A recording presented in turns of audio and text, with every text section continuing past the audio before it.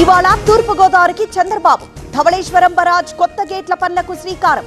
మధ్యాహ్నం పోలవరానికి సీఎం. తిరుమలలో కొనసాగుతున్న భక్తుల రద్దీ. శ్రీవారి సర్వదర్శనానికి 24 గంటల సమయం. శిలాతోరణం వరకు భక్తుల క్యూలైన్. ఇవాళ ములుగు జిల్లాకు భట్టి ఉత్తమ్, దేవాదుల పంప్ హౌస్ పరిశీలించనున్న మంత్రులు. ప్రాజెక్ట్ దగ్గర నీటి లభ్యతపై సమీక్ష. నేటి నుంచి బీజేపీ సింగరేణి భరోసా యాత్ర. 2 రోజుల పాటు సాగనున్న పర్యటన. నేడు కొత్తగూడెంకు కిషన్ రెడ్డి, సీనియర్ నేతలు. తుంగతుర్తి పంచాయతీపై ఇవాళ నివేదిక. పీసీసీ చీఫ్ కి report ఇవ్వనున్న Jaggareddy. 3 మండలాల్లోనే విభేదాలున్నాయన్న Jaggareddy.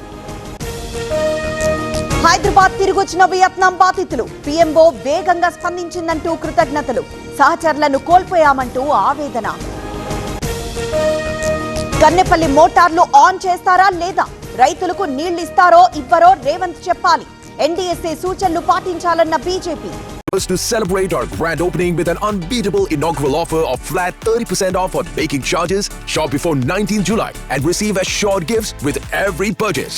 Visit us at 42 Marconi Avenue, Esalen, New Jersey and discover exquisite collections crafted for every celebration. Inaugural offer valid until 26th July 2026. 50 లక్షల ఎకరాల్లో ప్రత్యామ్నాయ పంటలు. 3 దశల్లో సాగు ప్రణాళికల అమలు. నివేదికల ఆధారంగా తెలంగాణ ప్రభుత్వం నిర్ణయం. హామీల అమలులో తెలంగాణ ప్రభుత్వం విఫలం. ప్రజల ఆశయాలను బీఆర్ఎస్ నెరవేర్చలేకపోయింది. అవినీతి అప్పులతో రాష్ట్రం నష్టపోయిందన్న రఘునందన్. మహబూబ్ నగర్ లో రోడ్డు ప్రమాదం. ఎన్హెచ్ 167 పై ఆటోను ఢీకొన్న కంటైనర్. 2 మృతి, మరొకరి పరిస్థితి విషమం. ఇంకా దొరకని షాబాద్ హంతకుడి ఆచూకీ. తిమ్మాపూర్ నుంచి రైల్లో వెళ్లినట్లు అనుమానం. 500కు పైగా సీసీ కెమెరాలు పరిశీలించిన పోలీసులు. శ్రీశైలంలో భక్తుల రద్దీ. దర్శనానికి 6 గంటల సమయం. భక్తులకు ఇబ్బందులు లేకుండా ఏర్పాట్లు. సిద్దిపేట జిల్లా చెల్లాపూర్లో పేలిన ఫ్రిడ్జ్. ఇంట్లో ఎవరూ లేకపోవడంతో తప్పిన ప్రాణ నష్టం. షార్ట్ సర్క్యూటే ప్రమాదానికి కారణంగా అంచనా. భద్రాచలం ఉత్తర ద్వార పనులు ప్రారంభం. డిసెంబర్ చివరి నాటికి పూర్తి చేసేలా ప్రణాళిక. ఆలయ విస్తరణలో భాగంగా కొత్త నిర్మాణం. Dance master Jani versus Shekhar. ఒకరిపై ఒకరు పరస్పర ఆరోపణలు. అసోసియేషన్ ఎన్నికలపై విభేదాలు.